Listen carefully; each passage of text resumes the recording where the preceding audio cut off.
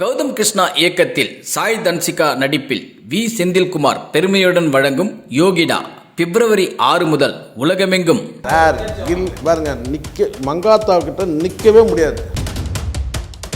ரஜினி படத்துக்கு ஈக்குவலாக படம் ஓடணுன்றதுக்காகவே ஓடினா மாதிரி எங்கள் தியேட்டரில் முகப்பில் அந்த பேனர் வைக்கிறது, எத்தனை நாள் ஓடிச்சுன்னு காட்டுற மாதிரி இப்படி இதெல்லாம் ஃபேப்ரிகேட் பண்ண ஒரு ஸ்டார் தான் விஜய்.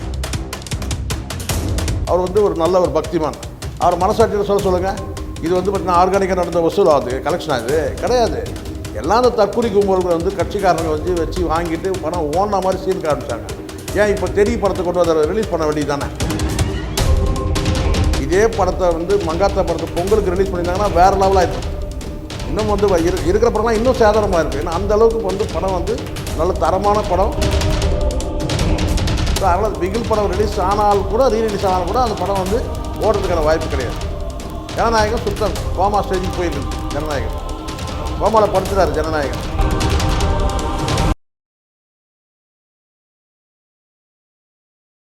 சார், மங்காத்தா திரைப்படம் ரீலீஸ் ஆயிடுச்சு. கிட்டத்தட்ட செம்ம வசூலுன்றாங்க. மங்காத்தா ரீலீஸோடைய வசூலை பற்றி நீங்கள் எப்படி பார்க்குறீங்க?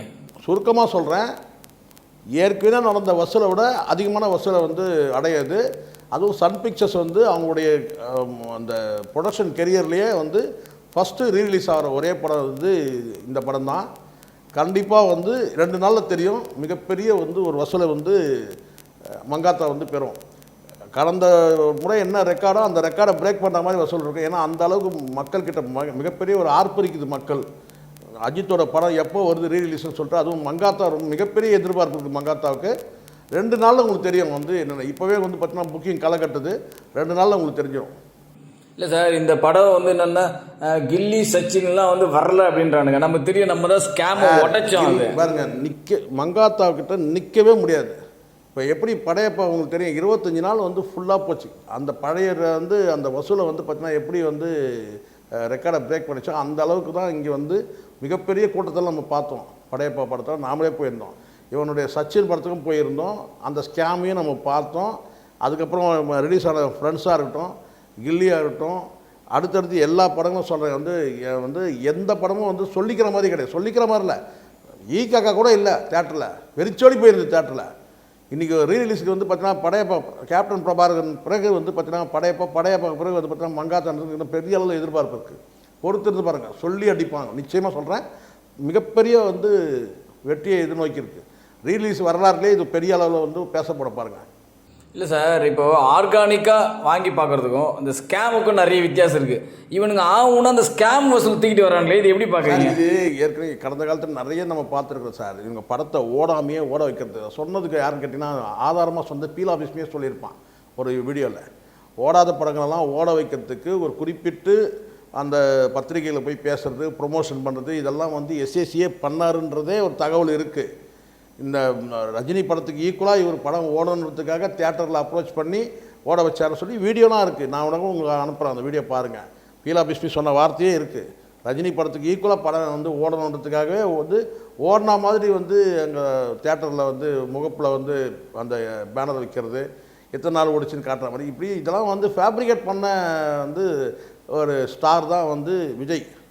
ஃபேப்ரிகேட் பண்ண அதாவது கேட்டால் தயாரிக்கப்பட்ட ஒரு நடிகர், உருவாக்குற நடிகர்னு இருக்குது. அந்த இயல்பாகவே உருவான நடிகர் ரஜினிகாந்த், அஜித், இவங்கெல்லாம். இவர் ஒரு நடிகனை தயாரித்தாங்க. தயாரிப்புக்கும் உருவாக்குறதுக்கும் வித்தியாசம் இருக்குது. ஸோ அதனால் எனக்கு தெரிஞ்சு நான் சொல்கிறேன், இந்த கடந்த கால வரலாறில் விஜய் படம் எதுவும் ரீரிலீஸ் பார்த்தீங்கன்னா பெரிய அளவில் ஹிட் அடித்த மாதிரி கிடையாது. 1 நாள் 2 நாள் கூட கிடையாது. அதுவும் குறிப்பாக சச்சின் நம்ம தான் பார்த்தீங்கன்னா ஸ்கேமை எடுத்து போட்டு வெளி உலகத்துக்கு இப்படி கூட நடக்குது, ஆன்லைனில் புக்கிங் காட்டிட்டு உள்ள தேட்டரில் ஒரு 10 பேர் கூட கிடையாது, இதெல்லாம் லம்சமாக டிக்கெட் வாங்கிட்டு போயிட்டு ஓடின மாதிரி கணக்கு காட்டுறானுங்க அப்படின்னு சொல்லிட்டு. அது எனக்கு இப்போ ரீசெண்டாக அந்த சச்சின் படத்துக்கு இவ்வளோ பேசுகிறாருல, தானு இப்போ சொல்லுங்க பார்க்கலாம். இப்போ சச்சின் ரிலீஸ் ஆச்சு, எவ்வளோ வசூலாச்சு? நெஞ்சில் அவர் இத்தனைக்கும் பார்த்தீங்கன்னா அவங்க பர்சனலாக சொல்ல விட பார்க்குறாரு. அவர் ஒரு நல்ல ஒரு பக்திமான். அவர் மனசாட்சியில் சொல்லுங்கள், இது பார்த்தீங்கன்னா ஆர்கானிக்காக நடந்த வசூல் ஆகுது, கலெக்ஷன் ஆகுது கிடையாது. எல்லாம் அந்த தற்கொலை கும்பல்கள் கட்சிக்காரங்க வச்சு வாங்கிட்டு படம் ஓடின மாதிரி சீன் காமிச்சாங்க. ஏன் இப்போ தெரிய படத்தை கொண்டு அதை ரிலீஸ் பண்ண வேண்டியது தானே? ரிலீஸ் பண்ணி தான் தெரிஞ்சிட்ருக்கோம். இப்போ எப்போ வந்து நீங்கள் தெரிய படம் ரிலீஸ் வந்து பின்வாங்கினீங்களே அப்பயே தெரிஞ்சிச்சு. ஏன்னா மங்காத்தா கூட நிற்க முடியாது, தெரிச்சு ஓடிடும். அதனால் வந்து ஒரு விளம்பரத்தோட வந்து ஒரு அட்வர்டைஸ்மெண்ட் கொடுத்தாரு, அதுக்கப்புறம் விட்ரா பண்ணிட்டு போயிட்டார். அப்போது நல்லா தெரியும், எல்லாருக்குமே தெரியும் வந்து மங்காத்தாவுடைய ரிசல்ட் என்னன்றது. நம்ம பொறுத்தது 2 நாள் என்ன அளவுக்கு வந்து பார்த்திங்கன்னா படம் வந்து தேட்டர்லாம் கலகட்டம். அதுவும் இந்த பொங்கல் வந்து பார்த்திங்கன்னா இந்த பராசக்தி இன்னும் சில படங்கள்லாம் வந்து பெரிய ஒரு மக்கள்கிட்ட வந்து ஒரு சந்தோஷத்தை கொடுக்கல.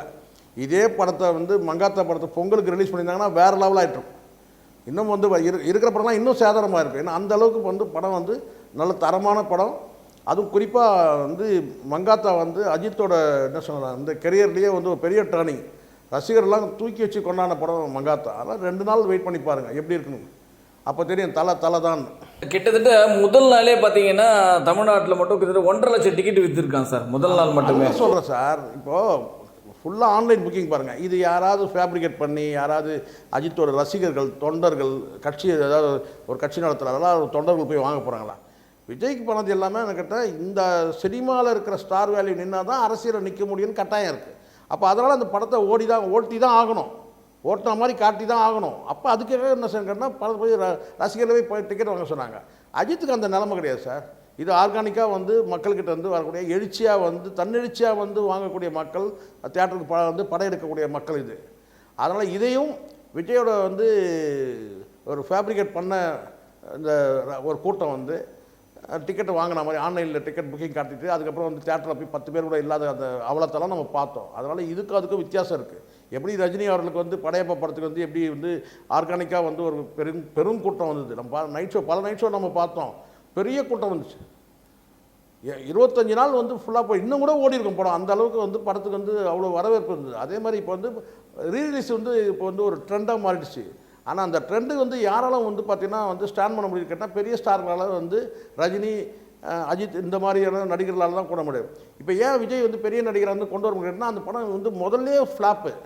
சச்சின் படம் வந்து ஃப்ளாப்பான படம், படையப்பா வந்து ஹிட்டான படம், மங்காத்தா ஹிட்டான படம். ஆனால் இவருடைய நடித்த அந்த சச்சின்லாம் வந்து அந்த டைம்லேயே வந்து பார்த்தீங்கன்னா அந்த படம் ஓடலை, சக்ஸஸ் கிடையாது. சக்ஸஸ் ஆன மாதிரி காட்டினாங்க. அது காரணம் கேட்டால் விஜய் என்ற பிராண்டு நிற்கணுன்றதுக்காக அது பண்ணது அது. அதனால் இது நல்லா சரியாக புரிஞ்சுக்கிட்டோன்னா போகணும். கண்டிப்பாக வந்து பிளாக் பஸ்டர் தான் வந்து ரீரிலீஸ் மங்காத்தா.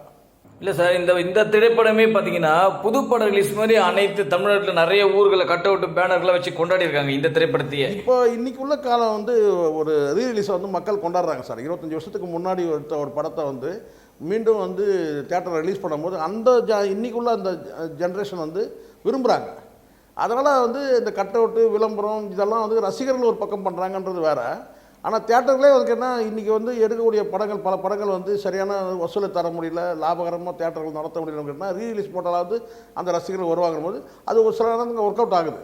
எப்படி கேப்டன் பிரபாகரனும் படையப்பா எப்படி ஒர்க் அவுட் ஆச்சா அந்த மாதிரி வந்து அஜித் வந்து பார்த்தீங்கன்னா மங்காத்தா ரீரிலீஸ் வந்து பெரிய லெவலில் வந்து ஒர்க் அவுட் ஆகும். இது இன்னொரு முக்கியமான விஷயம் கேளுங்க. ஒவ்வொரு ரீரிலீஸ் அப்பவும் திரைப்படப்போ ஒவ்வொரு திரையரங்கோட பேட்டி எடுக்கும்போது இந்த எல்லா ரெக்கார்டையும் உடைக்கணும்னா மங்காத்தா தான் வந்து உடைக்கும் அப்படின்ற மாதிரி சொன்னாங்க. எல்லா தேட்டர் ஓனர்களும் சொல்கிறாங்க. இப்போ பார்த்தீங்கன்னா கிட்டத்தட்ட 4 நாள் பெரிய பெரிய மெயின் சென்டர்லாம் ஹவுஸ்ஃபுல், 4 நாளுமே ஹவுஸ்ஃபுல், டிக்கெட் கிடையாது. புது படத்துக்கு ப்ரெஷர் கொடுக்குற மாதிரி கொடுக்குறாங்களாம் ஒரு தேட்டர் ஓனர்களையும். இல்லை அது நானே கூட பார்த்தேன் சரிங்களா. இப்போ நம்மளும் பார்க்க தான் போகிறோம்னு வச்சுங்க, அது வேறு விஷயம் என்ன. ஏன்னா அன்னைக்கு பார்த்ததுக்கும் இன்றைக்கி இந்த மக்கள் இந்த ரசிகர் இப்போ இருக்கிற அந்த ரசிகருடைய அந்த சிந்தனையோடு நம்ம வந்து எப்படின்றத நம்ம அந்த படத்தை பார்க்க தான் போகிறோம். ஆனால் என் பார்வைக்கு நான் வந்து பரவலாக நான் பார்க்குறேன், எல்லா தேட்டரையும் பார்க்குறேன்.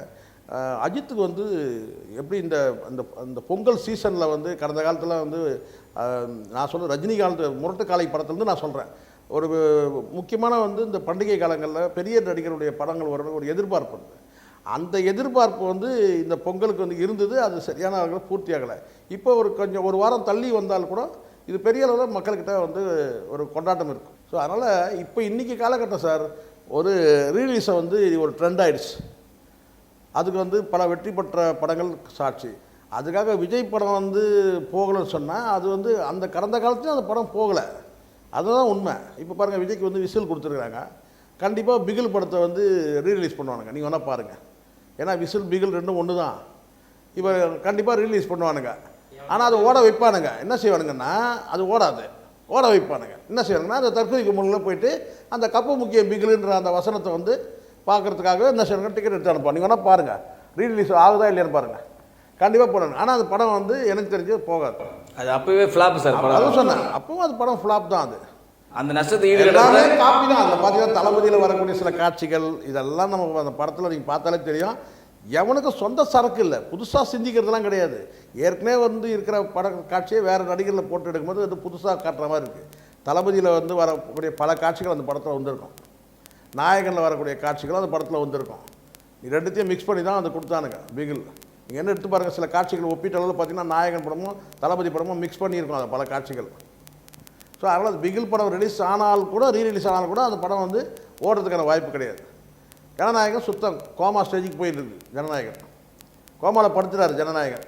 சரி sir, thank you very much sir, thank you. நன்றி சார். இது போல பல வீடியோக்களை கண்டு மகிழ எங்களது ரீசன்ட் வாய்ஸ் சேனலை மறக்காம சப்ஸ்கிரைப் பண்ணுங்க.